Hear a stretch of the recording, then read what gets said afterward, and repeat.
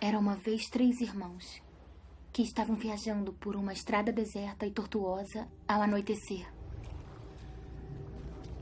Depois de algum tempo, os irmãos chegaram a um rio muito perigoso para atravessar.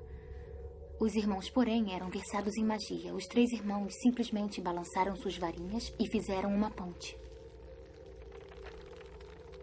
Antes que pudessem atravessar a ponte, tiveram o caminho bloqueado por uma figura encapuzada.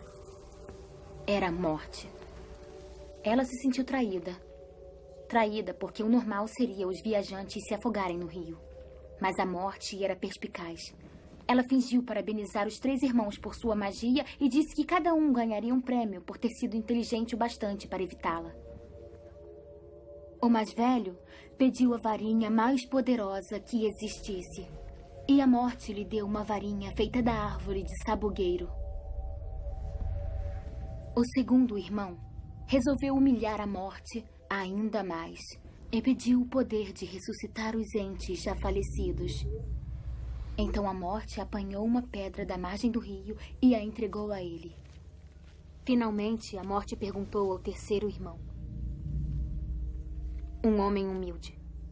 Ele pediu algo que lhe permitisse sair daquele lugar sem ser seguido pela Morte.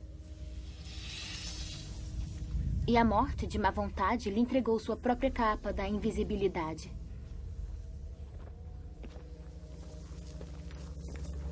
O primeiro irmão foi para uma aldeia distante, onde, com a varinha de sabugueiro na mão, assassinou um bruxo que não teve nem a oportunidade de lutar.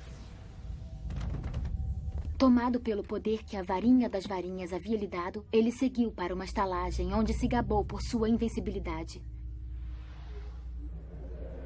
Mas naquela noite, um outro bruxo roubou a varinha e, por segurança, cortou a garganta do mais velho dos irmãos. E assim a Morte levou o primeiro irmão. Enquanto isso, o segundo irmão viajou para casa, onde pegou a pedra e virou-a 3 vezes na mão. Para sua alegria, a moça que um dia desejara desposar antes de sua morte precoce apareceu diante dele. Contudo, ela estava triste e fria. Não pertencia mais ao mundo dos mortais. Enlouquecido pelo desesperado desejo, o segundo irmão se matou para poder unir-se a ela. Assim, a Morte levou o segundo irmão. Já o terceiro irmão, a Morte o procurou por muitos anos, mas jamais conseguiu encontrá-lo. Somente quando atingiu uma idade avançada, foi que o irmão mais novo despiu a capa da invisibilidade e deu-a para seu filho. Ele acolheu a Morte como uma velha amiga e a acompanhou de bom grado. E como iguais, partiram dessa vida.